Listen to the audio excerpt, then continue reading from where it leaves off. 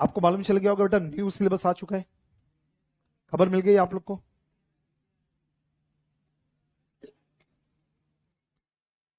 बेटा तुम्हारी जिंदगी कैसे बदल रही है, तुम्हारी जिंदगी में उसका क्या इफेक्ट है, तुम्हारी जर्नी में सीए की क्या पॉजिटिव है, नेगेटिव है या नो इफेक्ट। तीन ऑप्शन है आपके सामने। नो इफेक्ट मतलब फाउंडेशन लेवल पे तो कोई परिवर्तन नहीं है ना।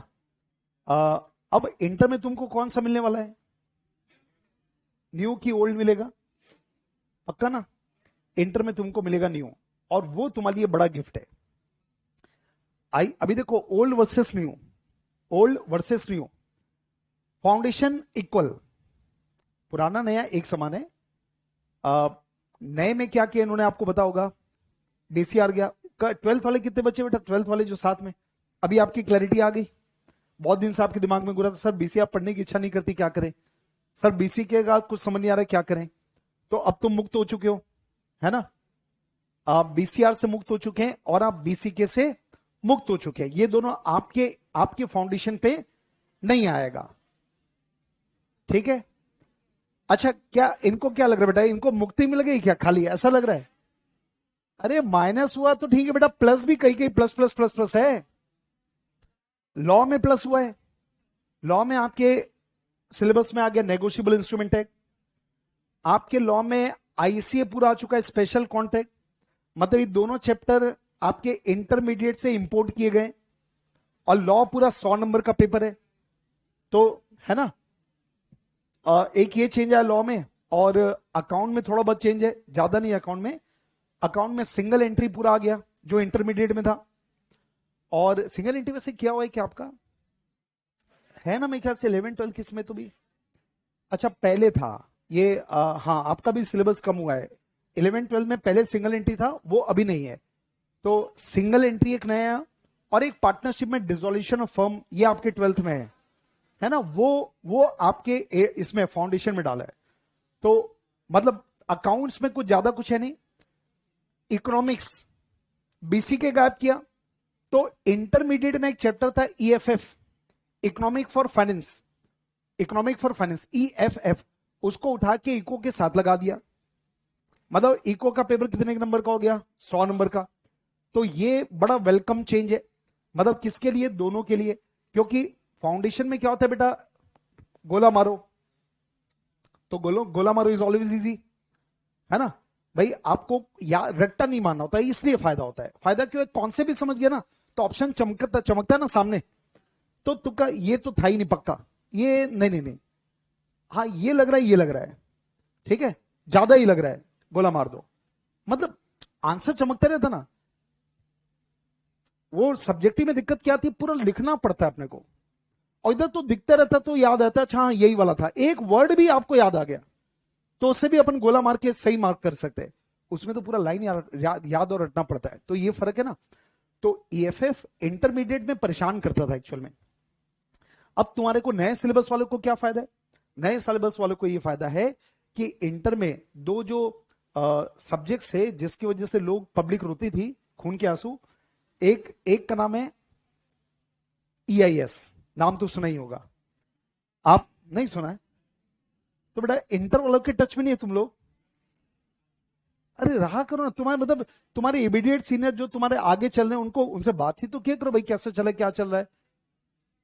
थोड़ा टाइम ही नहीं तुम्हारे पास, अच्छा उनके पास नहीं, हाँ मैं टाइम ही नहीं हमारे पास, हाँ उनके पास नहीं है, बात सही है, उनके पास नहीं था टाइम। तो इंटरमीडिएट में सबसे अच्छा जो ईआईएस का एक सब्जेक्ट है ना, वो पूरा कंप्यूटर टेक्नोलॉजी वाला है, समझ लो मैथ्स टाइप का, समझ लो मतलब वो पूरा जैसे मैथ्स की अलग दुनिया होता है वैसा इंफॉर्मेशन टेक्नोलॉजी की अलग दुनिया होता है। तो वहां पे ना कई लोग को कंप्यूटर एकदम ऐसा बैठता ही नहीं, ऐसा ऐसा लेके घूमते हैं सर, इतना नया नया वर्ड्स आता है। तो वो ईआईएस सब्जेक्ट गायब कर दिया। तो मैक्सिमम बच्चा जो इंटरमीडिएट में जो फेल या तकलीफ पाता था, वो एक ही सब्जेक्ट था जिसका नाम था ईआईएस, तो वो गायब कर दिया। It's a welcome welcome most welcome change. और दूसरा होता था ईएफएफ, वो भी पूरा रट्टा मारने वाला था, तो वो भी गायब कर दिया, मतलब थ्योरी का 100 नंबर गायब कर दिया। पहले क्या था, अभी जो ओल्ड इंटर है ना उसमें 400 नंबर का पेपर होता है सेकंड ग्रुप का, 400 में से 150 का प्रैक्टिकल है और 250 का थ्योरी होता है। तो 250 थ्योरी बहुत हैवी होता है सर, बहुत हैवी।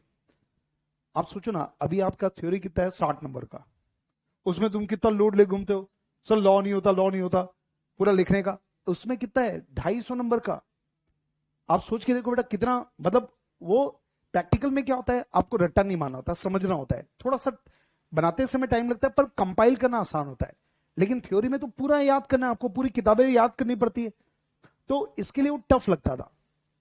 तो आईसीए ने क्या किया, अकाउंट्स 2 में था, ग्रुप 1 में था, ग्रुप 2 में था, उसको मिला के एक कर दिया, एक अकाउंट, उधर से अकाउंट गायब कर दिया ग्रुप 2 से, और 2 सब्जेक्ट ही वाला गायब कर दिया, कौन सा, ईएफएफ गायब किया और ईआईएस गायब कर दिया। तो अब इतने प्यारे सब्जेक्ट बचे, एक हो गया कॉस्टिंग प्रैक्टिकल, ग्रुप 2 का प्रैक्टिकल कॉस्टिंग, उसके बाद ऑडिटिंग, ऑडिटिंग में ना 50% प्रैक्टिकल है, 50% थ्योरी है, प्रैक्टिकल मतलब लीगल, और तीसरा पार्ट क्या है, एफएम एंड एसएम। ईआईएस जो सब्जेक्ट है ना उसमें लोग पास ही एसएम के दम पे होते थे और एसएम बचा के रखा है, समझ रहे हो आप, मतलब तुम लोग क्या किस्मत लगा के आया बेटा, वाह। मतलब इतना प्यारा सब्जेक्ट जो है ना, इतना प्यारा सिलेबस आज तक नहीं हुआ है, इतने सालों से हम लोग सीए को देख रहे हैं, कुछ कुछ विशेष मेहरबान है बेटा आपके ऊपर। तो अभी अभी क्या हो गया आपके ऊपर, एफएम, एफएम प्रैक्टिकल है सर, एफएम प्रैक्टिकल, और एसएम जो स्कोरिंग वाला पार्ट था ना जिसकी वजह से ईआईएस में बच्चा पास होता था, वो भी तुम्हारे में डाल दिया, मतलब तुमको वो पूरा सब्जेक्ट स्कोरिंग हो गया तुम्हारा वाला, कॉस्टिंग स्कोरिंग है। और ऑडिटिंग में ना समझ लो, ऑडिटिंग लगभग 50% लीगल है जो कि आसान लगता है, 50% स्टैंडर्ड वाला है, याद करने वाला। क्या बोल रहे हो, तो कुल मिला के क्या हो गया, मतलब बहुत ही आसान हो गया। और ग्रुप 1 में तो अकाउंट्स थोड़ा बल्कि है, लेकिन ठीक है भाई, अकाउंट्स का आपका फाउंडेशन का बेस बन जाता है, और 2 पेपर की जगह 1 पेपर हमेशा इजी रहता है, 100 नंबर का तो आएगा ना। फिर क्या होगा, इतने सारे, अगर देखो एक फायदा क्या मिलता है, अभी कोर्स तो बड़ा कर दिया, क्योंकि ग्रुप 1 अकाउंट ग्रुप 2 अकाउंट को मिला के एक अकाउंट किया, थोड़ा बहुत फाउंडेशन में डाल दिया, तो अकाउंट मान लो पहले इतना था ना, अब इतना कर दिया, इंटर का आधा नहीं किया, इतना कर दिया, ठीक है, 150%। अभी 150% में फायदा क्या मिला आपको, आएगा तो 100 नंबर का ही, कोई थोड़ी 200 नंबर का आएगा। अभी 100 नंबर का आएगा तो क्या होगा, चैप्टर्स की इज्जत कम हो जाएगी। इज्जत कम होना मतलब क्या हुआ, जैसे मान लो, हाँ अभी जैसे मान लो मैथ्स में ट्रिग्नोमेट्री आपको नहीं आता, जो कॉमर्स वाले, वो क्या देखते हैं, कितने नंबर का आएगा तू, 3 नंबर का, नहीं पढ़ना है जा तेरे को। आप कर सकते हो ना ऐसा कि जा मेरे को पढ़ना ही नहीं है, 3 नंबर नहीं चाहिए मेरे को, तो इज्जत कम होगी ना ट्रिग्नोमेट्री की। अभी आप मान लो कि वो मैथ्स में वो 10 नंबर का आता, तो मतलब तुमको इज्जत देनी पड़ती है उसको। अभी अपन इज्जत नहीं दे, 3 नंबर का ना, नहीं नहीं पढ़ना है तेरे को, तो ये फर्क आता है सर। तो अब क्या होगा, मान लीजिए अकाउंट में कोई चैप्टर ऐसा है, कोई टॉपिक है, एक टॉपिक 2 टॉपिक, इससे ज्यादा होता नहीं है, जो आपको बहुत टफ लग रहा है, आप बोल सकते नहीं पढ़ना तेरे जा, क्योंकि आपको मालूम है उसका वेटेज क्या हो गया, कम। तो ये फायदा है आपके लिए।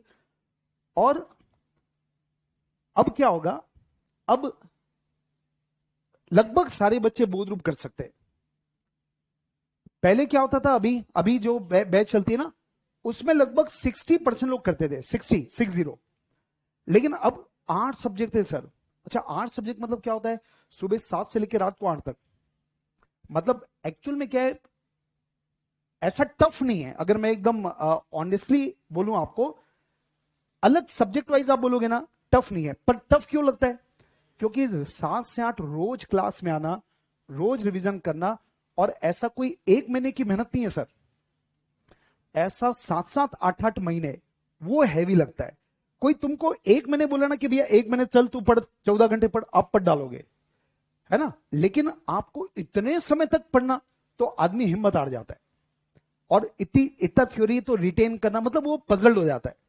तो हम लोग देखते हैं कि 60% करीब ज्वाइन करते हैं, 50% तक आखिरी में लगे रहते हैं कि नहीं हमको एग्जाम देना है। 10% लोग ऐसे होते हैं जो बाद में अपने आप को कन्वर्ट कर लेते हैं कि नहीं सर नहीं छो पा रहे।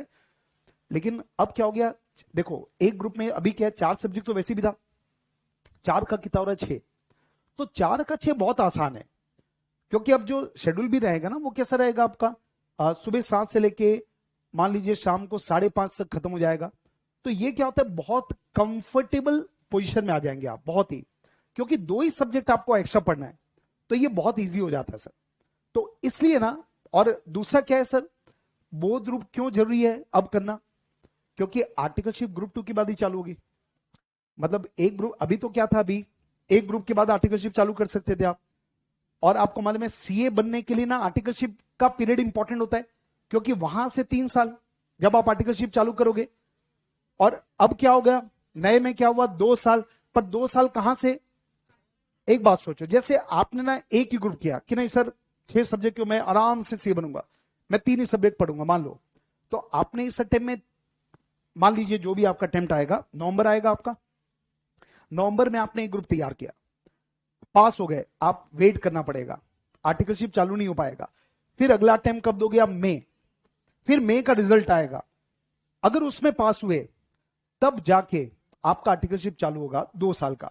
तो आपका सीए डिले हो रहा है ना, आ रहा है क्या समझ में, आपका सीए डिले हो रहा है, तो ये बड़ा नुकसान।